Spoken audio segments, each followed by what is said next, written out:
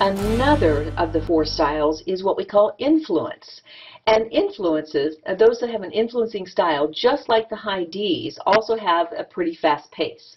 The difference is that your high Is, the influencing types, are going to want to influence you. They're going to want you to come along with them. They are going to want to persuade you. They'll use a little bit more body language. They're really excited about what they have going on, and they want you to be excited about it too. So the high influencing types are those that like to be around people. They love a lot of social recognition. They want to be in the know. They really enjoy being able to have a good time. And so some of the things that you'll notice with that high I is that, again, they do tend to use their hands. They're going to be a little more out there at times. They're excited. They're optimistic. They really want you to come on board with them. And so those are some things that you'll notice about the high I influencing style. Now, one of the things that can be a blind spot for a high I, for the influencing type, not always, because again it depends on what the secondary style is, if they have a secondary trait.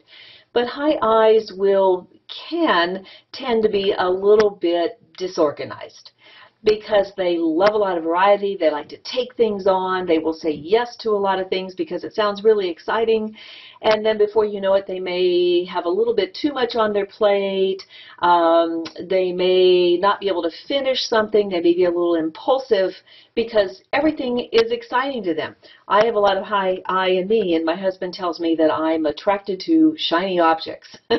Nice, new, shiny objects. So if that sounds like you, you may have a little bit of high I in you. So we'll come back to that style in just a little bit as well.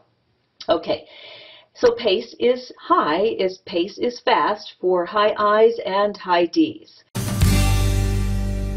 All right, so let's talk about high I behavior. These are the individuals, again, that want to influence you. So often you will find people with high I behavior. You can find them in characters in movies, movie stars. You can find them on TV, talk show hosts, a lot of high I behavior. You could say Jay Leno has a lot of high I behavior in him. Jim Carrey has a lot of high I behavior. Rachel Ray has some high I behavior. Anyone that really likes to be around people, that is effervescent, that likes to maybe entertain, that is out there in their behavior, and there are various degrees of that high I behavior as well. So again, just pay attention to those as you're thinking about individuals with high I behavior. Bill Clinton is another example of someone with high I behavior. Okay. With a high I, their focus is on relationships, on influence, social recognition. So give them an opportunity to shine. Give them applause. They love that public recognition. Give them opportunities to really be competent and to look good about what they're doing. Okay, so just in review, we have the issue of pace. So your Ds and your Is will tend to be a little bit faster paced. Your S's and your C's will be a little bit slower paced. Another thing that I wanted to talk about was place. So we have pace and we have place. And where place, what I'm talking about there is where we tend to place our emphasis.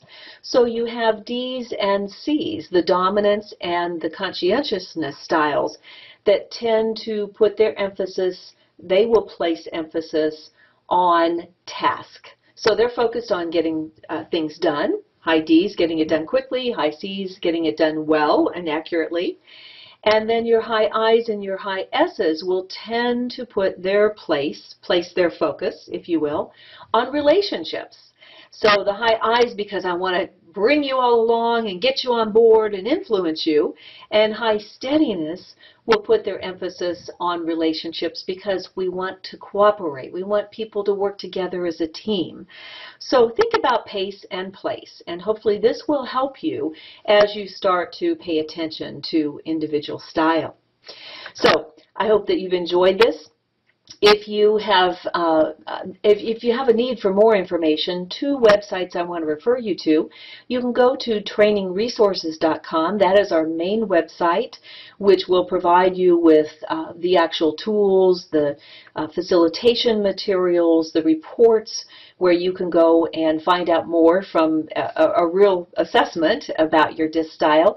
If you're looking to get some training around disc, you can go to our main training website, which is disctraining.com. And by the way, on disctraining.com, I also have a free audio e-course. If you go there and look over on the left-hand side, you'll see free audio e-course, I believe it says. Sign up for that. I deliver 7 email lessons in a course called 7 Deadly Sins That Disc Trainers Make. Because I've done them all. And hopefully you can avoid some of those with a little bit of help from my experience. Thank you so much for listening to this this video. I wish you the very best. Continue to do people reading each and every day, and as you start down the road of disc, you will discover many fun things about yourself and others. So, thank you so much. Bye now.